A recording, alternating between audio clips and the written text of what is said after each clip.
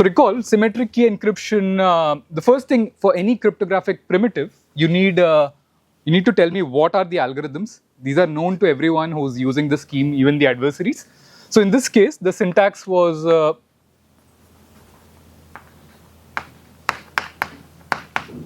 you have a message space M, a key space K, a ciphertext space C, okay, and you had two algorithms, encrypt and decrypt. Encrypt takes as input a key and a message, produces a ciphertext. Decrypt takes as input a key and a ciphertext.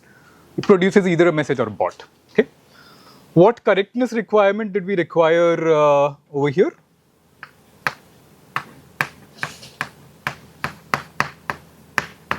We wanted that for all keys and for all messages, if I decrypt with a key, if I decrypt the ciphertext that generated with K, you should get back the underlying message. Okay? So if I look at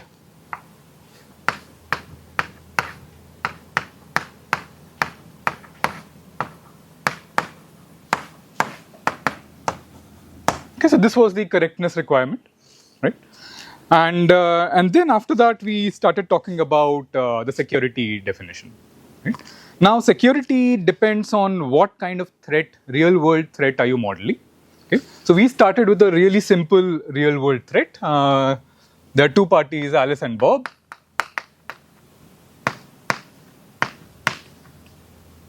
Alice sends a ciphertext which is an encryption of some message M with a key K. So she and Alice and Bob both sample a key, agree on the key. Let's say they pick the key uniformly at random.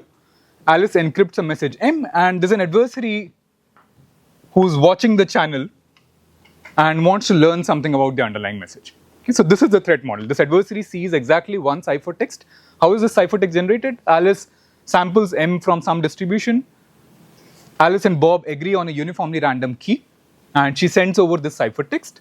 The adversary sees this ciphertext, okay, and we hope that the adversary doesn't learn anything about M from just by looking at the ciphertext. Okay, so this is the threat model that we want to capture more formally. Okay, now one thing that for most of this course I won't be talking about, but is an important issue in practice is. This threat model itself is an abstraction of the real world scenario, right?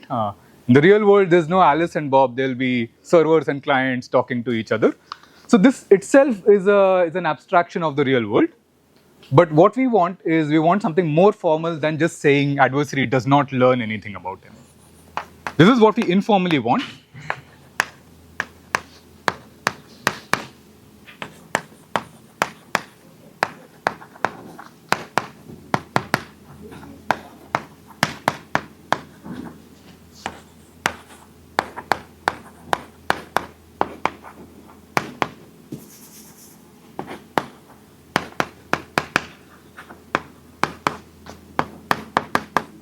Okay, this is what we informally want. Yeah, any questions on this requirement? Again, this is just a abstract scenario that we are starting off with. Later in the course, we look at more complex threat models. Make sense? Yeah. So we saw two ways to formalize this. The first one, which is perhaps more closely is closer to this informal thing, is the definition that we had through distributions. So we say that EncDec satisfies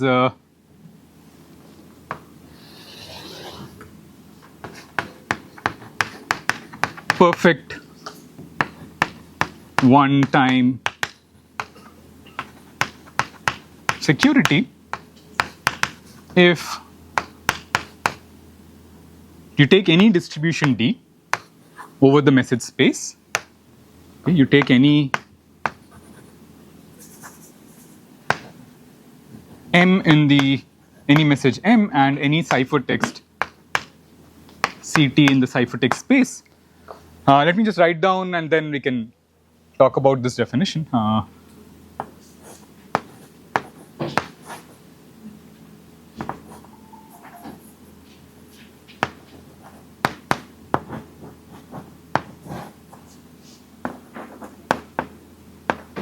Okay, so what is this quantity denoting?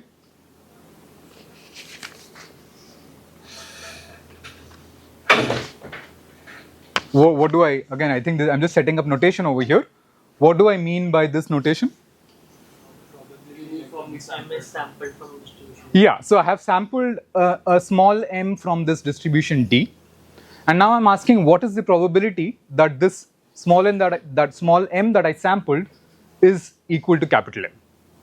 Okay, so all these small letters will be random variables. Our capital M is what we fixed over, capital M and capital CT is what we fixed over here.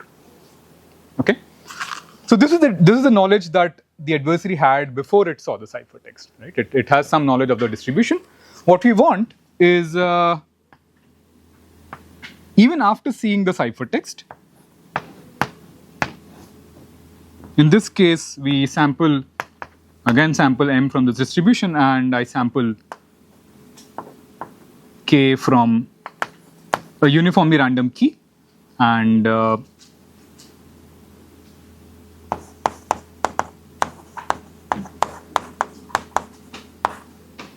I'm asking again, so what is the probability that small m is capital M given that the ciphertext that you saw is capital CT? Okay? Yeah, I mean this looks complicated, but this is basically what you all suggested last lecture. Okay? This is the distribution before you saw the ciphertext. This is a distribution conditioned on seeing capital CT as the ciphertext. Okay? Any questions? And it's okay if this definition is looking a bit complicated because soon we'll forget about this. The point was this definition is close to the threat model that we had, and later we saw another definition which I had claimed is equivalent to this definition. Okay? Questions? K is also sampled. Yeah, K is also sampled. So this probability over here, I have sampled a message M from this distribution D. I have sampled a small k from uniformly at random from the key space. Okay, and I've computed CT as encryption of M with the key K. Because what was happening in this in the threat scenario, Alice and Bob had agreed on a uniformly random key. So you want to capture that in your definition. But that the shared secret is first derived by both sides in plain text, right? So the adversary might know the key. No, if they are, yeah, that's what. So here we are capturing the fact that the adversary does not know the key. The adversary knows the key, then there's no security. Given that the encryption is collision free. What do you mean by collision free? Like two messages can't have the same encryption with the same. Two messages, okay. How do we know that two messages can't have the same ciphertext? Are we given that, or does that follow from some property of the encryption scheme? So that's a good question. The question is this encryption collision free, meaning are we guaranteed that two different messages won't get mapped to the same ciphertext? Yeah, so it follows from the correctness, because correctness says that your decryption with the key should give you back the original message. Okay, so if you had a collision on decryption, you would only get back one of the two messages. Okay? How do we define D? Huh? How do we define D? The distribution D? Which D? Yeah, so this distribution is, for now, think of it as you've just given the probability of the first message is P0, the second message is P1, and so on. In the over M. So this distribution D is over the message space M. Okay? Yeah? Questions? That's fine?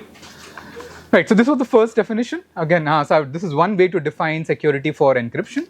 The second definition that we saw last time is using a security game. So what we did was we defined a one-time security game. So let me call that OTS game. And this game depends on two things. This game depends on the adversary A and it depends on your encryption scheme. Okay, and the way we define this game is it's a game between two parties. There's a challenger and an adversary.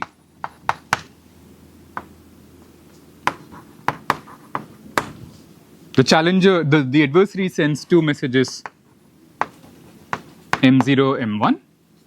It could pick whatever two messages it wants. The challenger samples a key from the key space, it samples a bit B uniformly at random, and it sends over encryption of M sub B. Okay, and the job of the adversary is to guess what this B is.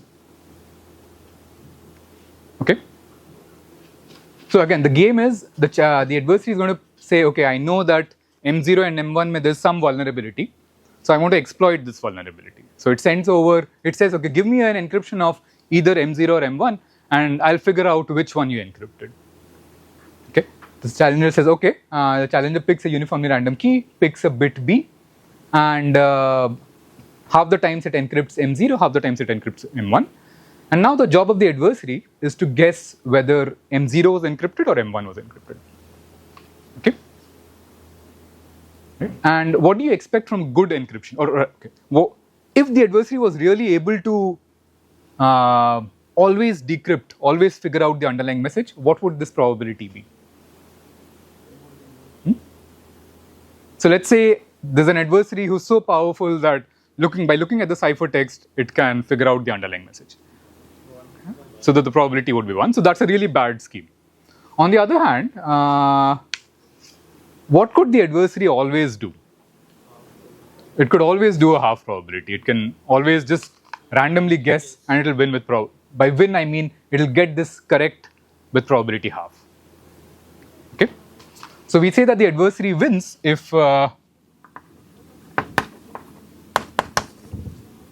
B equals to B dash. Okay. And now I'm interested in the probability of the adversary winning. It wins against this scheme.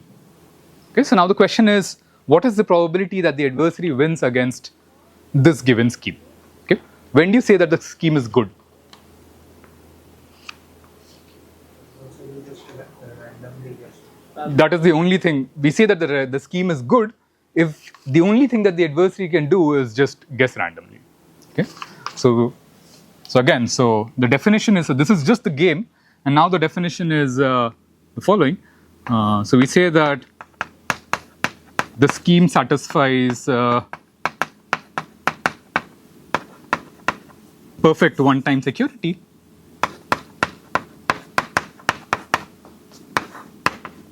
if no matter what this adversary is doing, no matter how powerful this adversary is, if for all adversaries A, the probability that A wins,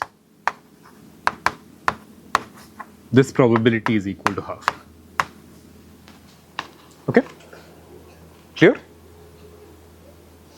Any questions before we move on? That's fine, everyone? Okay, so again, what I want to point out is going ahead, we'll mostly work with security games of this kind. And at this point, you should ask, why did we allow the adversary to pick M0, M1? Why not sample M0, M1 by ourselves? So these are all different security definitions. Some could be better than the others. Okay. In this case, what we can formally argue is this definition 1, which what you all had proposed last time, which you all had said is closely related to this scenario, this definition 1 is equivalent to definition 2, and therefore definition 2 is the right definition. Okay.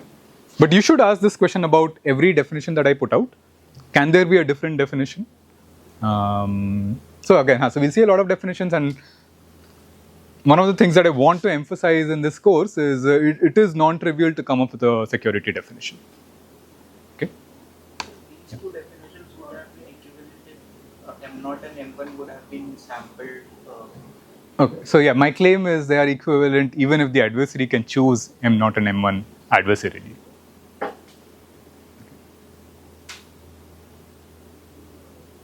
Questions? In fact, this is not the only way to define. I think, Prakhar, you had a different definition last time. Yeah, like the ciphertext, the encryption provides is uniform.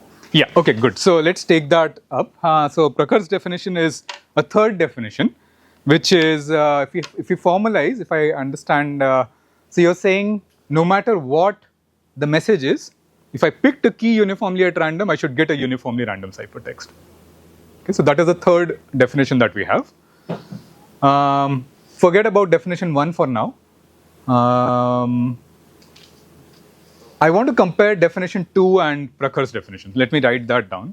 Write it just informally over here.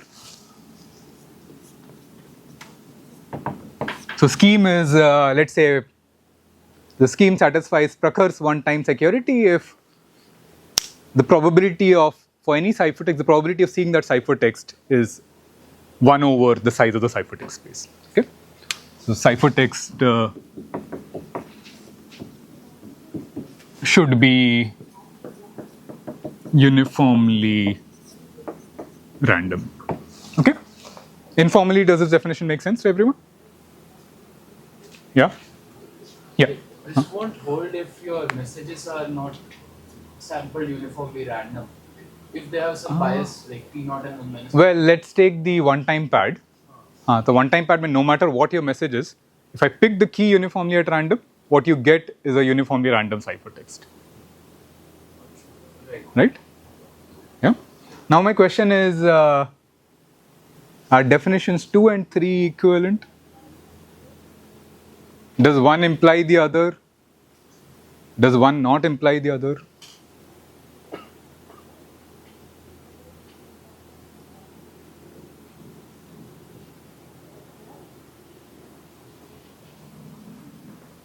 Yeah, Siraj. The ciphertext could be uniformly random, but the adversary would still know which one it is referring, right? So Could it be? I mean, if So, so your claim is the algorithm is just sending the message as it is. well, okay. If the let's okay, since you brought this up, let me formalize what I mean over here. Again, I'll formalize using a security game. So the security game that I have now is again there's a challenger, there's an adversary. I let the adversary choose any message. Okay, the challenger is going to pick a uniformly random key, and now it will either send an encryption of M using this key, or it will send a uniformly random thing from the ciphertext space. Okay, so it samples bit B. So if B is 0, CT is let me call it CT0 is encryption of K comma M. If B is 1, then CT1 is just a uniformly random thing sampled from the ciphertext space. Okay, and now the challenger sends over CT sub B. The job of the adversary is to guess P. Okay, first, are you all convinced that this security game captures what Prakhar suggested? So Prakhar's thing was for any message, the encryption of M with a random key should be indistinguishable from a uniformly random ciphertext.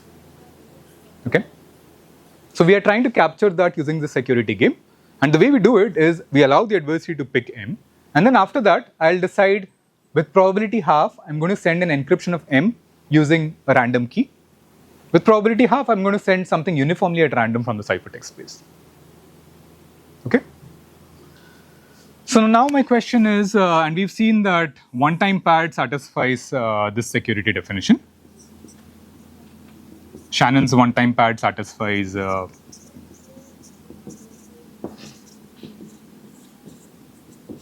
I'm not writing the full definition. If I had to write the full definition, I should say encryption decryption satisfies the new definition if for all adversaries A, the probability that A wins is equal to half. So this is the full definition. Over here, I've only written the security game. I'm assuming you can extend to the full definition. So now my question is, are definitions 2 and 3 equivalent? Or is it possible that there is a scheme which satisfies, let's say, 2 but doesn't satisfy 3? So what is B here? Like why have you taken B? Over here? Yeah. So what he wanted to capture was my ciphertext, if I encrypt using a random key, is indistinguishable from a uniformly random text in the ciphertext space. So suppose an adversary could attack this definition, then the way to test it is that adversary comes to me, I say, okay, I'll sample a bit B. Depending on the bit B, I'll either give you an encryption of M or I'll give you a uniformly random string from the ciphertext space. And your job is to distinguish whether you got a ciphertext or whether you got an encryption of M or you got a uniformly random. Yes, okay, B. Yeah. So that is the job of the adversary again, is to guess whether we are in this scenario or in this scenario. Okay. So like we are assuming right, just C is totally mapped. Like I'm not assuming anything. The only thing is, does this definition 2 tell you that C is totally mapped? if some ciphertext in the B is equal to 1 Mhm. case, if some ciphertext is sent that in the encryption function can't even return, Yeah, exactly. then it's insecure. But then it does not satisfy this definition. Yeah. Yeah. So you're right. So Prakhar answered his own question. So there could exist encryption schemes which satisfy these 2 definitions. Okay. But the scheme is such that the encryption doesn't cover the entire ciphertext space. Okay. So let's say the scheme is such that all the ciphertext start with a bit 1. It could still be a secure scheme as per these 2 definitions. Okay. But it would not satisfy this definition. But sir, if you took codomain, then If you took the core domain, even then I'll leave it as an exercise. Come up with a scheme which satisfies 1 and 2 but not 3. Okay. What about the other direction? If a scheme satisfies definition 3, does it necessarily satisfy definition 2? I'll leave that as an exercise.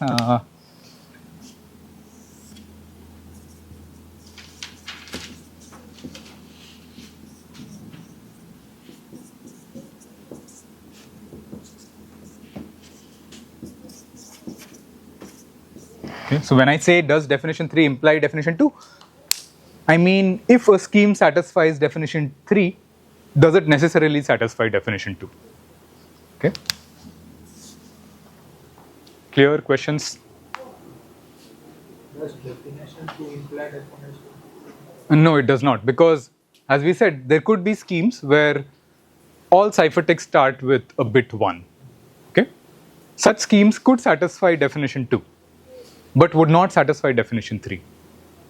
Right? Because definition 3, you're saying a uniformly random string from the ciphertext space should look indistinguishable as compared to an encryption of the messaging.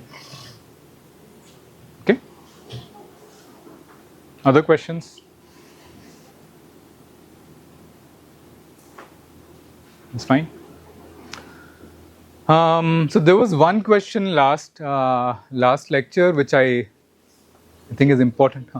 Does the adversary know the encryption and decryption? Yes, the adversary always knows. When I write down the syntax, we assume that the adversary always knows all the algorithms, the entire key space, message space, ciphertext space. Okay. Other questions? Okay, so there was a good question that came up towards the end of last lecture. So one student proposed, okay, why don't we have an encryption scheme which always outputs 0? That scheme would satisfy this definition, but correctness would break down. Okay? So for any cryptographic primitive, there are these conflicting requirements. You want correctness together with security. If you just wanted correctness, then it's easy. how do you get just correctness? Yeah, just the identity function. If you just wanted security, even that's easy. Just always output 0. Okay. What you want is you want both correctness and security. Okay? Yeah. All right. Another quick exercise. So you all remember the substitution cipher? Hmm? So let's see. 2 characters from the English alphabet.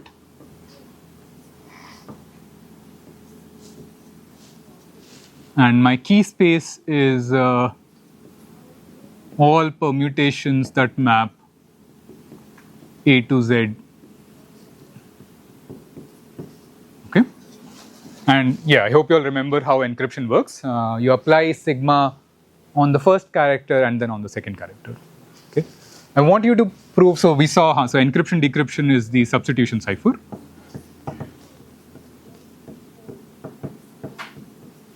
Now, does this, I want you to argue that this does not satisfy, take whichever definition you're more comfortable with, argue that this does not satisfy definition 1 or definition 2.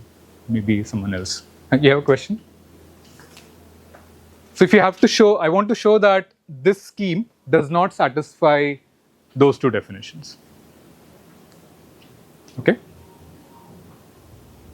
How do we show that?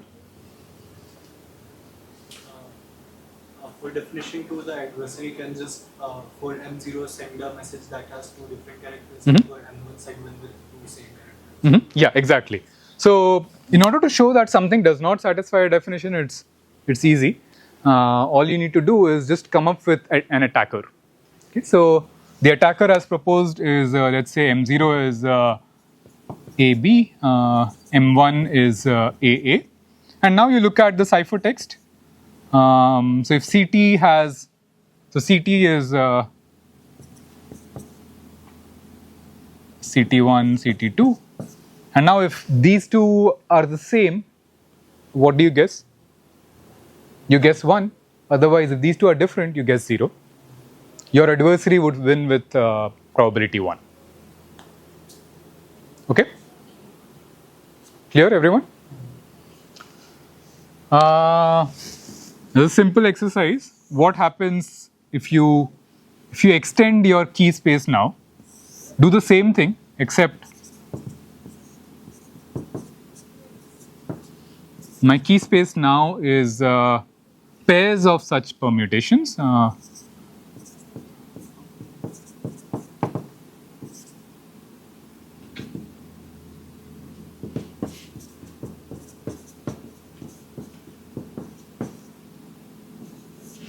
And now encryption is simply you apply the relevant permutation. So encryption of your key is now 2 permutations, sigma 1, sigma 2. Your message is M1, M2. And your ciphertext is sigma 1 applied on M1, sigma 2 applied on M2. The question is, does this satisfy, which definitions does it satisfy? Okay.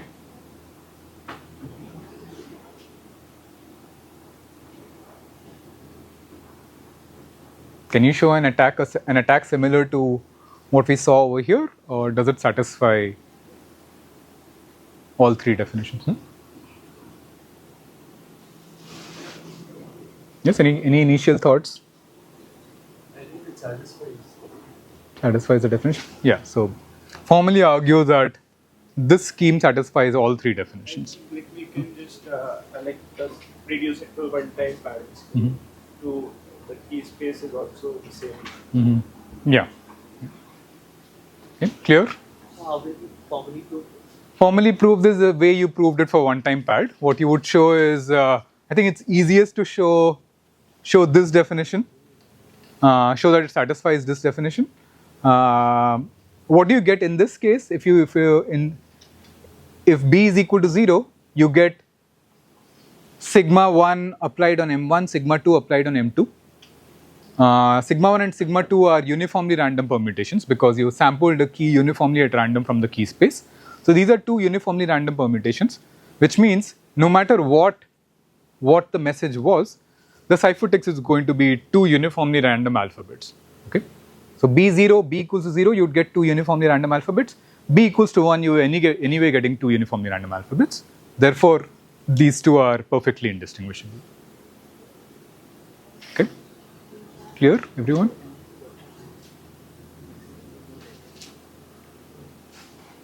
Questions? All right, good. So now for the rest of the lecture, I want to talk about limitations of perfect secrecy.